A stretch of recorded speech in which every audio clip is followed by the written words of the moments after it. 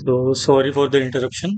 हम लोग कहाँ पे थे कि किसी भी सेक्शन पर अगर हमें नॉर्मल स्ट्रेस निकालनी है तो हमें ये वाला फॉर्मूला यूज करना है, जहाँ पे पी मेरा है इंटरनल रेजिस्टिंग फोर्स और सिग्मा मेरा है एवरेज नॉर्मल स्ट्रेस और ए है वो क्रॉस सेक्शन एरिया। ठीक है। अब ये वाले जो प्रिज्मेटिक बार की हमने बात करी, इसमें क्या है, through out the cross section, through out the length stress हमारी सेम है। ठीक है। और लोड भी हमारा सेम है। ठीक है। मतलब हमें जब एवरेज नॉर्मल स्ट्रेस निकालनी होती है तो वो लोड अपॉन एरिया होता है।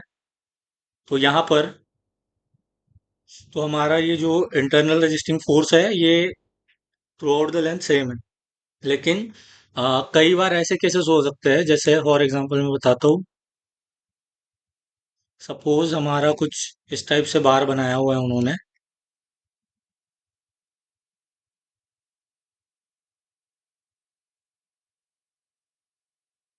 प्रिज्मेटिक ही ले लेते हैं स्टार्टिंग में। इस टाइप से सर्कुलर क्रॉस सेक्शन है।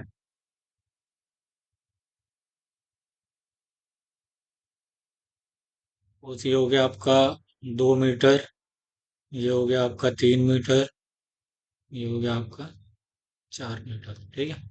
तो यहाँ सपोज आपका लग रहा है 50 किलो न्यूटन। ठीक है। या 2 मीटर दूर पे सपोज आपका लग रहा है 10 किलो न्यूटन।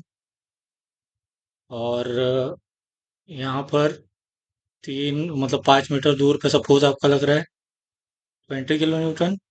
ठीक है। तो यहाँ पर टोटल लोड कितना लगेगा, यहाँ पर टोटल लोड लगेगा 20 30। यहाँ लगेगा आपका 20 किलो न्यूटन। ठीक है। तो यहाँ पे पता कैसे चलेगा, मतलब यहाँ पर अलग अलग लेंथ पर अलग अलग लोड लग रहा है, इस टाइप के क्वेश्चंस आपको देखने को मिलेंगे। तो हो सकता है कि इस टाइप के क्वेश्चंस में एवरेज नॉर्मल स्ट्रेस और मैक्सिमम नॉर्मल स्ट्रेस दोनों अलग अलग हो। तो उस केस में हम क्या करते हैं, उस केस में हम एक्सियल लोडिंग डायग्राम बनाते हैं। ठीक है। नाम से ही समझ में आ रहा है, एक्सियल लोडिंग डायग्राम। मतलब क्या होगा इसमें, एक्सियल लोड को प्लॉट करेंगे थ्रू आउट द लेंथ। तो सपोज यहाँ पर अगर मैंने लेंथ इस एक्सिस पे बना दी लेंथ, ठीक है, और यहाँ पर बना दिया लोड। अगर टेंशन है तो पॉजिटिव लेंगे, कंप्रेशन है तो नेगेटिव लेंगे। तो कोई भी एक सेक्शन से चालू करते हैं। सपोज यहाँ पर इस साइड से चालू करते हैं, इसको मैं बोल देता हूँ ए। ये हो जाएगा बी, ये हो जाएगा सी पॉइंट, ये हो जाएगा डी पॉइंट। तो ए पर मेरा क्या है, ए पर मेरा है 20 किलो न्यूटन। ठीक है। तो यहाँ पे सीधा 20 किलो न्यूटन का जंप आएगा। 20 किलो न्यूटन का टेंसाइल फोर्स है ए सेक्शन पे। ठीक है। कोई भी एक साइड से देखना चालू करना है, आप इधर से भी देखते आ सकते हो, आप उधर से भी देखते आ सकते हो। मैं दोनों साइड से समझा दूंगा, सेम ही आएगा। तो 20 किलो न्यूटन का हो गया। और फिर उसके बाद क्या हो रहा है, ये 4 मीटर तक, ये मतलब यहाँ तक जो 20 किलो न्यूटन है वो कांस्टेंट रह रहा है। ठीक है। उसके बाद क्या हो रहा है, 20 किलो न्यूटन वापस ऐड हो जा रहा है इसमें। इस सेक्शन पर जब मैं देखूंगा तो 20 किलो न्यूटन और लग रहा है, तो 20 किलो न्यूटन का क्या आएगा, जंप आएगा यहाँ पे वापस। ठीक है। ये है 20, ये है 20, ये है 4 मीटर। और ये जंप कहाँ तक कंटिन्यू रहेगा, ये जंप कंटिन्यू रहेगा आपका 3 मीटर तक।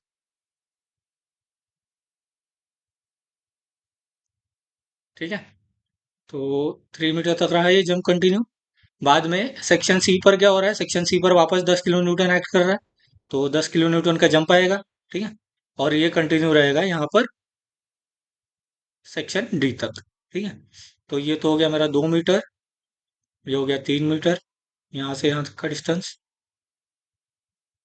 और ये यहाँ से यहाँ तक का डिस्टेंस, ये यहाँ से यहाँ तक का डिस्टेंस। ठीक है। तो अगर हमने इधर से चालू किया तो सारे लोग टेंसाइल दिख रहे थे, तो इस टाइप का आया। अभी मैं वापस सेम चीज अगर उल्टे डायरेक्शन से चालू करता हूँ, सपोज सेक्शन डी से चालू कर दिया। ठीक है। सेक्शन डी से चालू कर दिया मतलब सबसे पहले जो आएगा स्पाइक, मतलब यहाँ इस पॉइंट पर, तो सबसे पहले 50 किलो न्यूटन का टेंसाइल आएगा, मतलब यहाँ 50 किलो न्यूटन लिख देंगे। ठीक है। और ये 50 किलो न्यूटन कहाँ तक कंटिन्यू करेगा, ये कंटिन्यू करेगा सेक्शन सी तक। ठीक है। बाद में यहाँ सेक्शन सी पर 10 किलो न्यूटन का कंप्रेशन आएगा, अगर इस साइड से देख रहे हैं हम। ठीक है। मतलब डी से सी की तरफ जा रहे हैं तो 10 किलो न्यूटन का कंप्रेशन मतलब ये नीचे की तरफ ड्रॉप होगा। ठीक है। तो फिर ये वापस जो इतना लोड है ये कंटिन्यू करेगा यहाँ पे 3 मीटर तक। सेम चीज सेक्शन बी पर क्या आ रहा है, सेक्शन बी पर आ रहा है 20 किलो न्यूटन का कंप्रेसिव लोड, तो नीचे ड्रॉप हो जाएगा, ठीक है। सेम फिर वो कंटिन्यू करेंगे अपन 4 मीटर तक, और सेक्शन ए पर क्या हो जाएगा, सेक्शन ए पर 20 मीटर का वापस ड्रॉप हो जाएगा, ठीक है। किया क्या हमने, जब यहाँ से गए तो हम इस साइड से देख रहे थे, ठीक है, मतलब D to A ट्रैवल कर रहे थे, तो भी इस टाइप की डायग्राम बनी। जब हम ए से डी की तरफ गए तो ये इस टाइप की डायग्राम बनी, ठीक है। तो आपको जैसा कन्वीनियंट लगे वैसा बना सकते हो, ठीक है। क्लियर रखना है, अगर टेंशन टेंसाइल है तो ऊपर की तरफ जंप आएगा, मतलब कॉन्सेंट्रेटेड लोड है कहीं पे भी, तो उस केस में वहां पर सडन जंप आएगा। बाद में डिस्ट्रीब्यूटेड लोडिंग का केस कैसे हैंडल करना है वो हम क्वेश्चन के थ्रू समझेंगे, बट मोटा मोटी इसका पर्पस क्या था, इस मतलब ये एक्सियल लोडिंग डायग्राम का पर्पस क्या था, कि अगर आ, कि हमारे पास सिर्फ एक ही लोड नहीं लग रहा through out the cross section, अलग अलग किसी सेक्शन पे अलग अलग लोड लग रहा है, तो हमारा जो एवरेज नॉर्मल स्ट्रेस है और जो मैक्सिमम नॉर्मल स्ट्रेस है वो दोनों बराबर नहीं होंगे। तो यहाँ डायग्राम से आप समझ सकते हो, ये वाला चीज हमें समझना था, इसके लिए हमने डायग्राम बनाई। तो हमने एक्सियल लोडिंग डायग्राम को इंट्रोड्यूस भी कर दिया।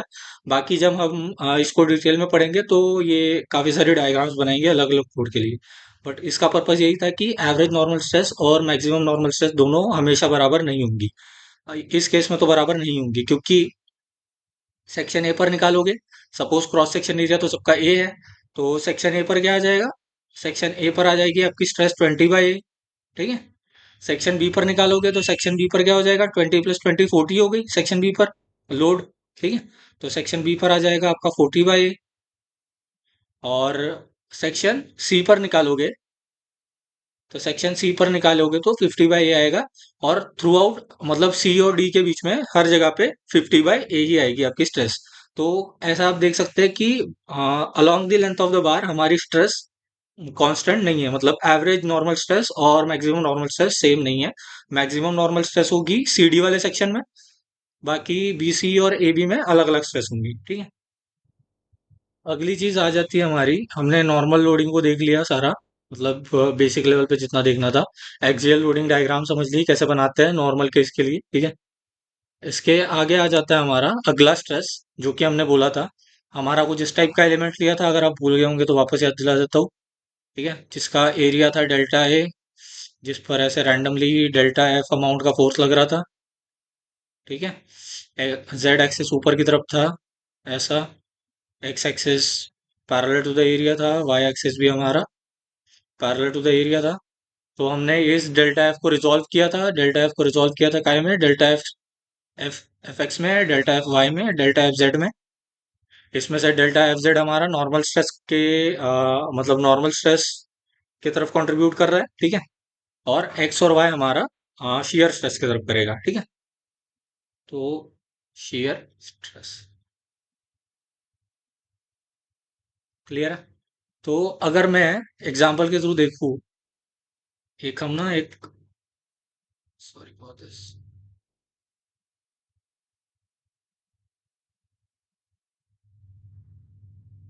एक सिचुएशन बना लेते हैं, सपोज दो रिजिड ब्लॉक्स रखे हुए हैं इस टाइप के, ठीक है। उसके ऊपर कोई एक हमने मटेरियल रखा हुआ है।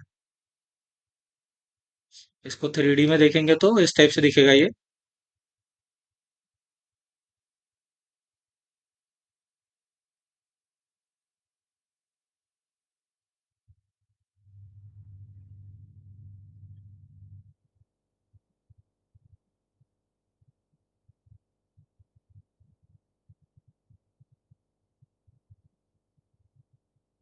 ये जो डैश डैश कर रहा हूँ वो क्या है, वो है हमारे सपोर्ट है, ठीक है। और ये हमारा मटेरियल है एक्चुअल, जो इस पर माउंट किया गया है, ठीक है। सेम चीज होगी इधर के साइड। तो सपोज मान लेते हैं कि ये नीचे वाली जो सपोर्ट है वो रिजिड है, मतलब इस मटेरियल के कंपैरिजन में इसमें उतने डिफॉर्मेशंस नहीं आएंगे, थोड़ी देर के लिए मान लेते हैं ऐसा। तो इसको क्या कर रहा हूं मैं, इस पे सपोज एफ अमाउंट का फोर्स लगा रहा हूँ, ठीक है।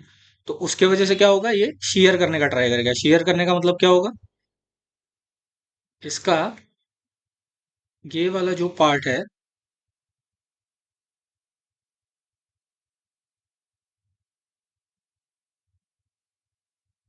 इसका ये वाला जो पोर्शन है,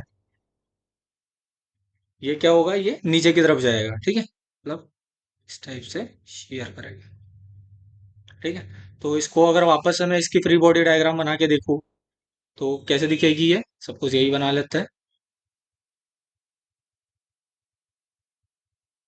सो दिस इज और ब्लॉक, इस पर लग रहा है एफ अमाउंट का फोर्स, और इसके दोनों साइड पे लग रहा है वी, ठीक है। और शेयर वाला एरिया कौन सा है, इसका जो ये वाला एरिया है, मतलब इसको अगर थ्री डी में ढंग से बनाए, ये तो टू डी हो गया, इसको अगर थ्री डी में हम बनाए ढंग से,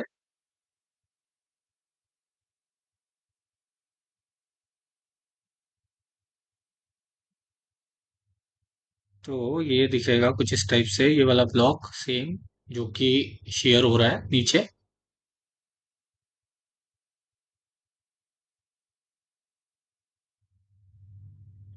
तो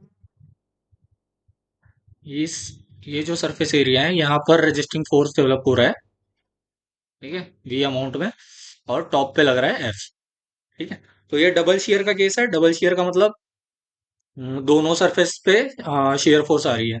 तो यहाँ पे अप्लाइड फोर्स कितना है, एफ, ठीक है। तो अगर इसको वाई डायरेक्शन हमने माना है, या तो इसको जेड माना था, जो भी मान लो, suppose this is X, this is Y, this is Z, ठीक है। तो summation F Y is equal to zero हो जाएगा इक्विलिब्रियम के केस में। तो यहाँ पे क्या हो जाएगा, minus F is equal to plus V, plus V is equal to zero, तो two V is equal to F, तो V is equal to F by two, ठीक है। जरूरी नहीं है इस केस में ऐसा आ गया, अगर हम ऐसा सिचुएशन रखते कि ये वाले साइड को भी हमने फिक्स कर दिया है, ठीक है, पूरा क्लैंप कर दिया है, मतलब यहां तक, और सिर्फ और इधर साइड कोई सपोर्ट नहीं है, ये वाला सपोर्ट हटा दिया, और सिर्फ यहाँ पे शेयर फोर्स लगा रहा है, तो सिर्फ इतना हिस्सा कटता, ठीक है, मतलब ये वाला सरफेस एरिया कटता, तो एफ और वी बराबर आते हैं, ठीक है। आई होप समझ में आ रहा होगा आपको, मतलब मैं ऐसा बोल रहा हूँ कि नीचे सिर्फ एक ही सपोर्ट है, नीचे सिर्फ एक सपोर्ट है, ऊपर ब्लॉक रखा हुआ है। तो इस पर मैं अगर ऐसे फोर्स लगाता शेयर करने के लिए, वैसे तो यहाँ बेंडिंग भी आती है, लेकिन थोड़ी देर के लिए मान लेते हैं बेंडिंग को नेग्लेक्ट कर दो, तो ये सिर्फ यहाँ पे ये वाला पोर्शन करता है, ठीक है। तो ये वाला पोर्शन करता तो फ्री बॉडी डायग्राम कैसी बनती है, फ्री बॉडी डायग्राम बनती है इस टाइप की, ठीक। ये इक्विलिब्रियम में तो नहीं दिख रहा, बट यहाँ पे भी कहीं फिक्स करके रखा होगा ऐसा मान लेते हैं। बट ये यहाँ से शेयर नहीं हो सकता, मान लेना है यहीं से शेयर होगा, ठीक है। तो इधर से भी कुछ ना कुछ आता ऊपर, तो ओ जरूरी नहीं है हर जगह F is equal to v by two हो। मेरा बताने का पर्पज ऐसा था कि कुछ ऐसे भी केसेस हो सकते हैं जहां एफ और वी बराबर हो जाए, प्रॉब्लम के थ्रू देखेंगे हम, और एफ और वी दोनों मतलब बराबर ना हो, बाकी कहीं रिएक्शन आ रही हो, तो शेयर फोर्स की कुछ अलग ही वैल्यू हो, ठीक है, तो कुछ भी हो सकता है। ये जस्ट इलस्ट्रेशन पर्पज के लिए था कि कैसे जनरेट होती है शेयर फोर्स। तो आई होप इतना क्लियर है। तो जैसे हमने बात करी थी एवरेज नॉर्मल स्ट्रेस के बारे में, वैसे ही होता है हमारा शेयर स्ट्रेस भी सेम ही हो जाएगा, ठीक है। तो इस सरफेस एरिया पर शेयर स्ट्रेस क्या हो जाएगा, मतलब एवरेज शेयर स्ट्रेस को क्या बोलेंगे, जैसे एवरेज नॉर्मल स्ट्रेस को क्या बोला था, एवरेज नॉर्मल स्ट्रेस को बोला था हमने internal resisting force divide by area. तो इस केस के लिए क्या हो जाएगा, एवरेज शेयर फोर्स क्या हो जाएगा, एवरेज शेयर फोर्स हो जाएगा मेरा, average shear force will be equal to internal resisting force क्या है, ये है V, divided by shear area. Shear area मतलब जहां पर शेयरिंग हो रही है, मतलब ये वाला एरिया अपना, ठीक है। इसके जो भी डायमेंशन होंगे वो मानने हैं, मतलब जहां पर भी शेयरिंग हो रही है, जहां पे शेयर फोर्स एक्ट कर रहा है, वो वाला एरिया। तो ये शेयर, ठीक है। तो इस टाइप से निकालते हैं हम एवरेज शेयर स्ट्रेस। तो जैसा कि आपको थोड़ा बहुत आइडिया आ गया होगा, तो इस टाइप की जो स्ट्रेस हम निकालते हैं एवरेज शेयर स्ट्रेस, इस फॉर्मूले से उसको हम बोलते हैं डायरेक्ट शेयर, ठीक है। और सेम चीज हम एज्यूम करते हैं जैसे नॉर्मल के केस में एज्यूम किया था, कि through out the cross section क्या एक्ट कर रही है, मतलब शेयर स्ट्रेस की इंटेंसिटी सेम है, ठीक है। मतलब टाउ एवरेज, या तो जो भी टाउ है, वो through out the cross section same है, ठीक है। ऐसा हम मानते हैं डायरेक्ट शेयर के केस में, लेकिन डायरेक्ट शेयर के केस में भी ऐसा कई बार होता नहीं है, मतलब डायरेक्ट शेयर के केस में तो होता है, लेकिन जब बेंडिंग की वजह से शेयर फोर्स निकालता है तो उस केस में क्या होता है ना, क्रॉस सेक्शन पे एक डिस्ट्रीब्यूशन टाइप का आता है शेयर स्ट्रेस का भी, ठीक है। तो जब शेयर फोर्स काफी ज्यादा इंपॉर्टेंट होता है हमारे लिए, मतलब जब शेयर की वजह से फेल्यूर होने के चांसेस होते हैं, तो उस केस में हमें डिटेल में एनालिसिस करके ही डिजाइन करनी होती है। लेकिन जहां पर मतलब बहुत सारे इंजीनियरिंग पर्पस में ये डायरेक्ट शेयर लेके भी हमारा काम चल जाता है, इसलिए इसको हम पढ़ते हैं, ठीक है। नहीं तो ये क्वेश्चन आ रहा होगा कि अगर डिस्ट्रीब्यूशन होता है एक्चुअल में तो हम ये नॉर्मल वाला पढ़ क्यों रहे हैं, क्योंकि ये भी काफी जगह जगह पे यूजफुल होता है, ठीक है। इसलिए इसको हम पढ़ते हैं। अब शेयर स्ट्रेस का एक स्पेशल केस डिस्कस कर लेते हैं थोड़ा सा। मतलब जैसे हमने एक पॉइंट लिया था ना, सरफेस पर एक पॉइंट ले लिया था हमने, ठीक है।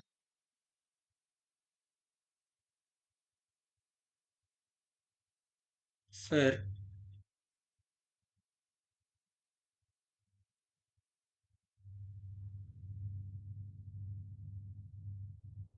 पॉइंट कंसिडर किया था, फिर उसके वजह से शेयर सपोज एक्सेस भी मान लेता है, ठीक है, ताकि डिफिकल्टी ना हो नोमेनक्लेचर में। तो इसको बोल देंगे जेड, इसको बोल देंगे वाई, इसको बोल देंगे एक्स। किसी को कुछ भी मान लो, लेकिन ये वाला थोड़ा ज़्यादा कन्वीनियंट है। तो जिस डायरेक्शन में शेयर फोर्स है, मतलब जिस डायरेक्शन में शेयर फोर्स है, उसी डायरेक्शन में शेयर स्ट्रेस भी होंगी, मतलब जो इंटरनल रेजिस्टिंग फोर्स है उसी डायरेक्शन में शेयर स्ट्रेस होंगी, क्योंकि इनके वजह से ही ये जो फोर्स है वो जनरेट हो रही है, मतलब स्ट्रेस की वजह से ही फोर्स जनरेट हो रही है। तो इसलिए जो शेयर फोर्स का डायरेक्शन है वही शेयर स्ट्रेस का भी डायरेक्शन होगा। तो जो हमें पता है, हमने इधर साइड पॉइंट लिया है, ठीक है। तो ये वाला सरफेस हो गया आउटर वाला। तो इस पे मान लेंगे ऐसा, ठीक है। तो ये वाले का मैग्नीट्यूड क्या आ जाएगा, ये वाली शेयर वाले का मैग्नीट्यूड आ जाएगा। तो ये एक्ट कहाँ कर रही है, एक्ट कर रही है कौन से फेस पे एक्ट कर रही है, ये एक्ट कर रही है, अगर आपको दिख रहा होगा, इस वाले फेस पे एक्ट कर रही है। मतलब इधर वाई एक्सिस है, इधर जेड एक्सिस है, मतलब वाई जेड प्लेन पे एक्ट कर रही है, ठीक है। और इसका नॉर्मल का है, इसका नॉर्मल एक्स डायरेक्शन में है। तो सबसे पहले क्या लिखते हैं, सबसे पहले प्लेन लिखते हैं, मतलब नॉर्मल लिखते हैं, तो टाउ एक्स। और डायरेक्शन क्या है, इसका डायरेक्शन है जेड डायरेक्शन में, ठीक है, इसलिए टाउ एक्स जेड। सेम नीचे आ जाएगी इधर टाउ डैश, ठीक है। अभी हमें पता नहीं है दोनों बराबर होती है नहीं बराबर होती है, हम एस्टेब्लिश करेंगे रिलेशन। अभी अगला आ जाएगा हमारा टाउ डैश, ठीक है, इसलिए अलग मान रहा हूं मैं। तो ये भी सेम चीज है। हाँ, इसका भी जो नॉर्मल है, मतलब ये कहाँ पे एक्ट कर रही है, ये भी वाई जेड प्लेन पर ही एक्ट कर रही है, ठीक है, सेम पैरेलल प्लेन है। तो ये एक्स हो जाएगा। और डायरेक्शन क्या है, डायरेक्शन है नेगेटिव जेड, मतलब जेड ही मानेंगे हम, ठीक है। ओ क्यू बाद में पता चलेगा, हमने डिफरेंस दिखाने के लिए टाउ डैश बोला है इसको। सेम जो ऊपर वाली स्ट्रेस है, वो अभी हम थोड़ी देर के लिए कुछ मान लेते हैं कि उसका डायरेक्शन सपोज होगा इस टाइप से, ठीक है। और इसका डायरेक्शन होगा इस टाइप से। अब ये कैसे आ रहा है ये धीरे धीरे पता चलेगा। तो इसका इसको कैसे रिप्रेजेंट करेंगे, इसको ऐसे रिप्रेजेंट किया। इसका नोमेनक्लेचर क्या आएगा, इसका नोमेनक्लेचर आएगा टाउ। कहाँ पे एक्ट कर रही है, ये एक्ट कर रही है एक्स वाई प्लेन पे, मतलब इसका डायरेक्शन है जेड। और किसके तरफ है, एक्स की तरफ, ठीक है। सेम नीचे वाली टाउ डैश कहाँ पे एक्ट कर रही है, एक्स वाई प्लेन पर, मतलब इसका नॉर्मल है जेड में, और डायरेक्शन है एक्स की तरफ, ठीक है। तो अगर आपने थोड़ा सा पढ़ के रखा होगा पहले से, तो आपको पता होगा कि ये जेड एक्स और जेड डैश एक्स ये दोनों बराबर होती है, ठीक है। नहीं, कुछ तो यहाँ पे सीन हो गया है।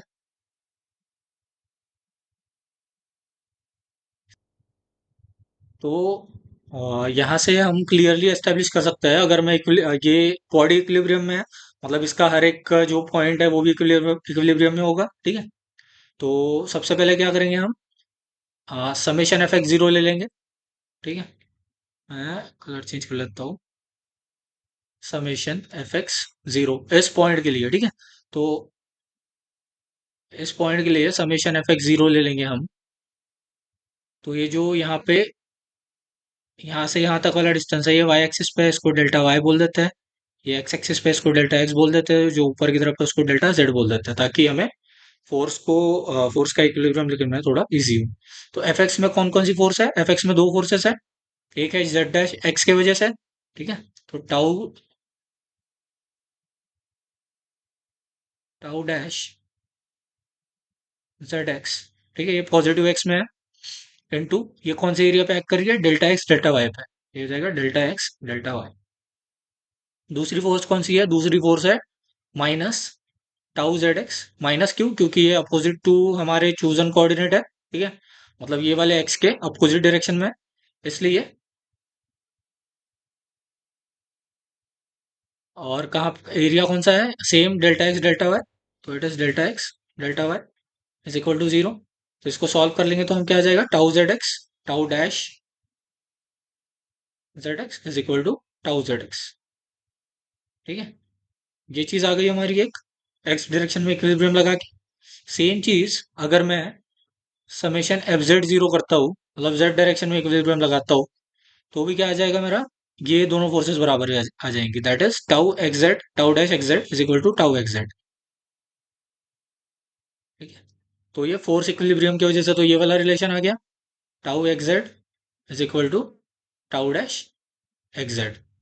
ये पहली चीज हो गई। दूसरी चीज हो गई मेरी tau Z X is equal to tau dash Z X.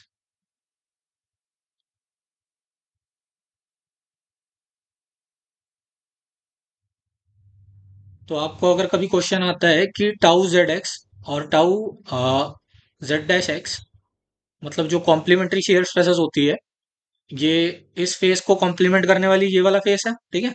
तो जो कॉम्प्लीमेंट्री शेयर स्ट्रेस होती है, एक सेकंड। तो सबसे पहले जब आपने इक्विलिब्रियम इक्वेशन लगाया तो उसके हेल्प से आपको क्या आ गई? ये हमने जो स्ट्रेसेस मानी थी वो बराबर आ गई। अब हमें क्या प्रूव करना है? कि कॉम्प्लीमेंट्री शेयर स्ट्रेसेस भी बराबर होती है। तो वो इक्विलिब्रियम ऑफ फोर्सेस की वजह से तो प्रूव नहीं होगा। वो कैसे प्रूव होगा? इक्विलिब्रियम ऑफ मोमेंट की हेल्प से। तो अगर ये जो पॉइंट है इसके सेंटर के अबाउट में मोमेंट कंसिडर करूँ, ठीक है, तो या तो किसके अबाउट कर लेते हैं? सपोज ओरिजिन के अबाउट मोमेंट कंसिडर कर लेते हैं, ठीक है। और यहाँ से मोमेंट अबाउट इसके सेंट्रॉइड पे ही रखता है।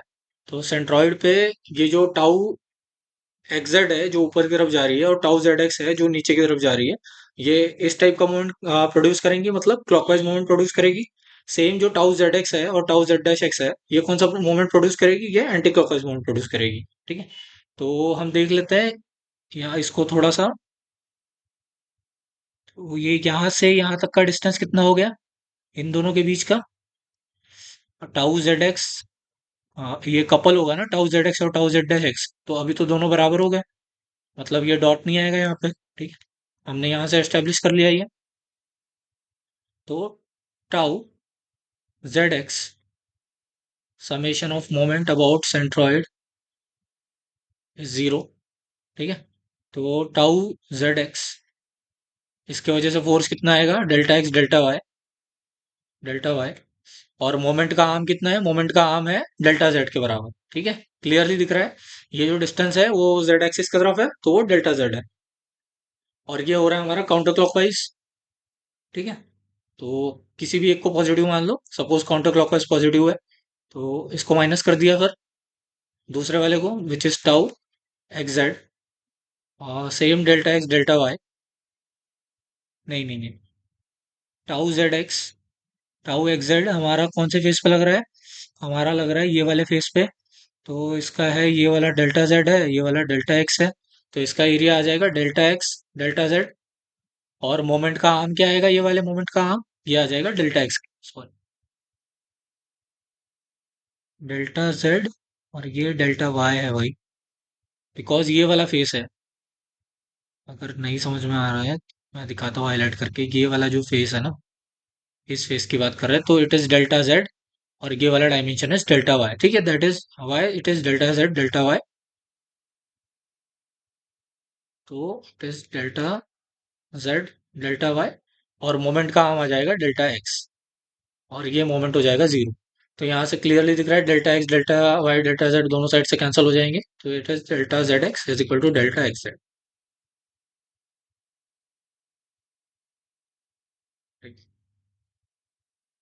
तो जो भी आपका कॉम्प्लीमेंट्री शेयर स्ट्रेस है वो दोनों बराबर होता है, वो कौन से रिलेशन से प्रूव होता है?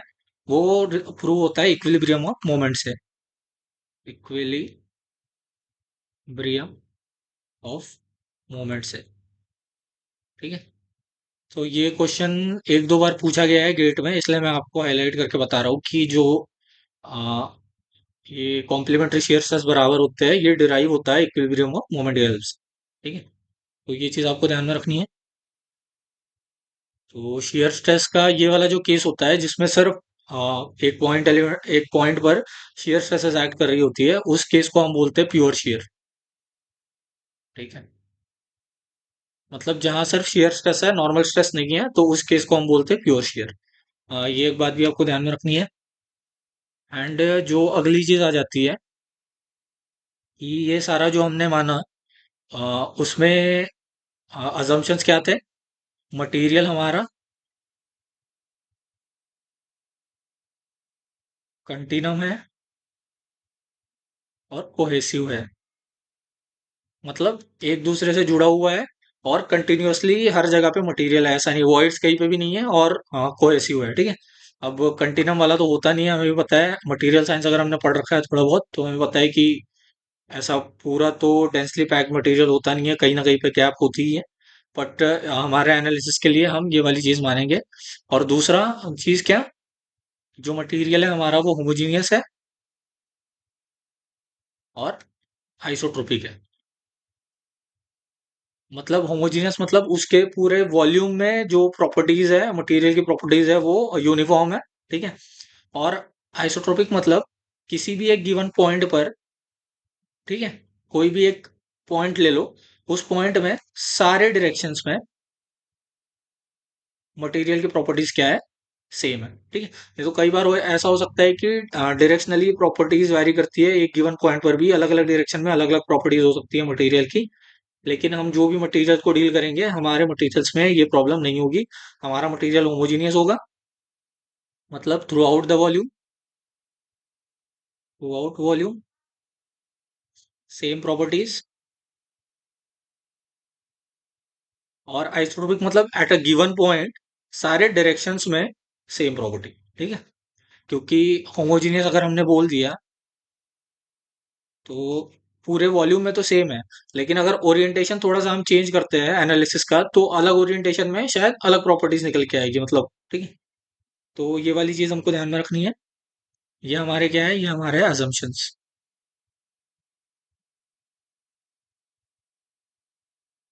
तो अगर हम समराइज करके देखें हमने क्या क्या पढ़ा, हमने पढ़ा एक तो एवरेज नॉर्मल स्ट्रेस कैसे निकालते हैं, which is internal resisting force per unit area. Average shear stress कैसे निकालते हैं, ये भी internal resisting force per unit area, कौन सा एरिया जहाँ पे शेयर हो रहा है। ठीक है, और ये मोस्टली ये वाला एरिया जिस मतलब क्रॉस सेक्शन एरिया जिसको लॉन्गिट्यूडनल एक्सिस क्या होता है, नॉर्मल होता है। ठीक है, मतलब ये वाला अगर हमारी बार है इस टाइप से, ये पूरा हमने देख ही लिया है।